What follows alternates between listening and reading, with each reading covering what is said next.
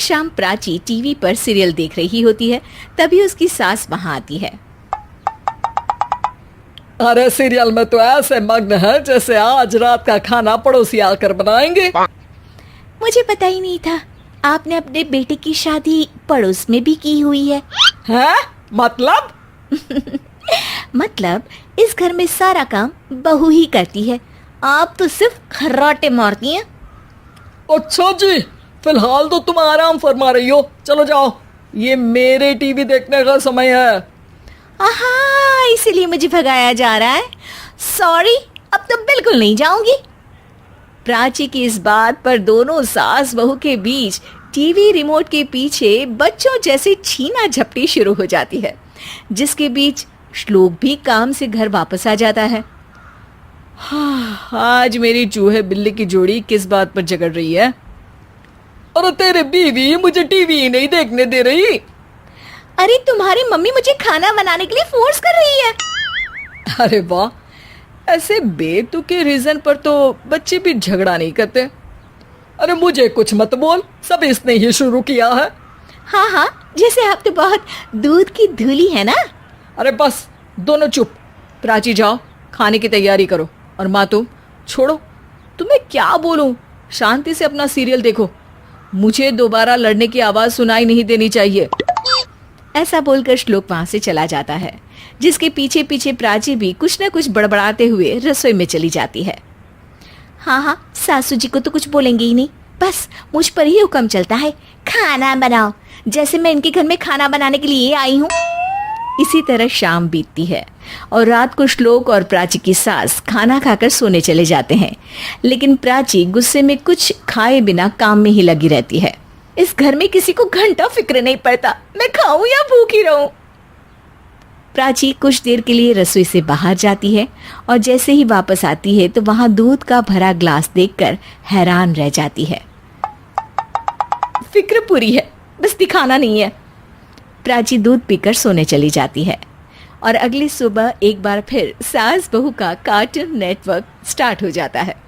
ये तुमने ही किया है।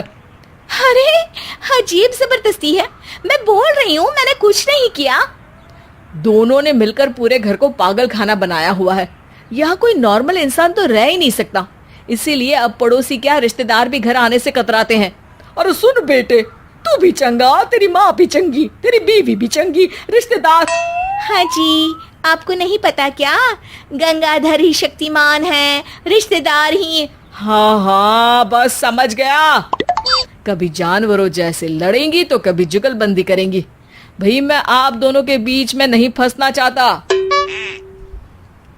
सास बहू की इस मनमौजी जोड़ी से परेशान होकर श्लोक अपना सिर खुजलाता वहां से चला जाता है। चलो अब मैं भी कीर्तन में जा रही हूँ। इस पर जैसे ही सास कमरे में अपना पर्स लेने जाती है तो वहां नाश्ते की प्लेट रखी देख मुस्कुराने लगती है और नाश्ता करके घर से बाहर निकलते हुए कुछ पैसे टेबल पर रख जाती है, जिसके कुछ देर बाद सिलेंडर वाला घर आता है। ओ मुरी मैया, मैं सिलेंडर के बारे में तो बिल्कुल भूल ही गई थी।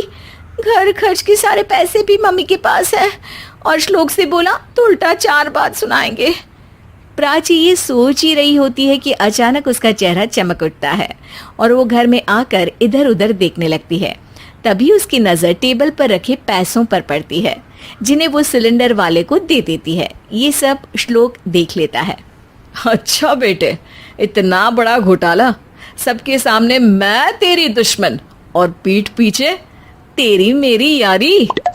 इस पर श्लोक एक प्लान बनाता है और शाम को सब एक साथ बैठे होने पर बोलने लगता है।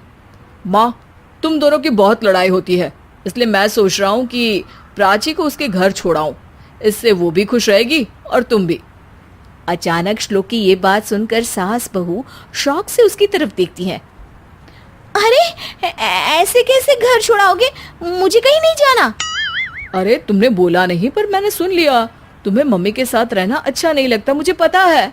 अरे वो अरे, जब बहू खुद कुछ काम बोले तो वो तुझे सुनता नहीं, और अब जो इसने बोला ही नहीं वो तू समझ गया। जब उसे नहीं जाना तो फिर जबरदस्ती क्यों कर रहा है?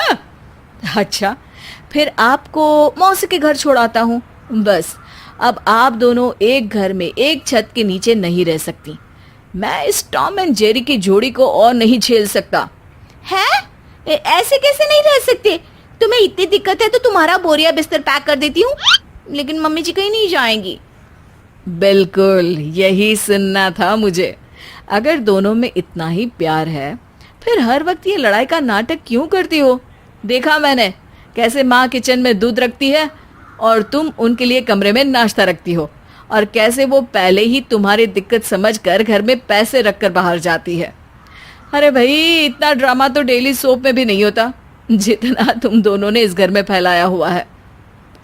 तू हमें टॉम एंड जेरी बोलता है ना, तो याद कर वो दोनों भी एक दूसरे को बाहर वालों की बुरी नजर से बचाने के लिए हमेशा सबके सामने लड़ते थे, लेकिन अकेले में दिक्कत के समय मदद भी तो करते थे।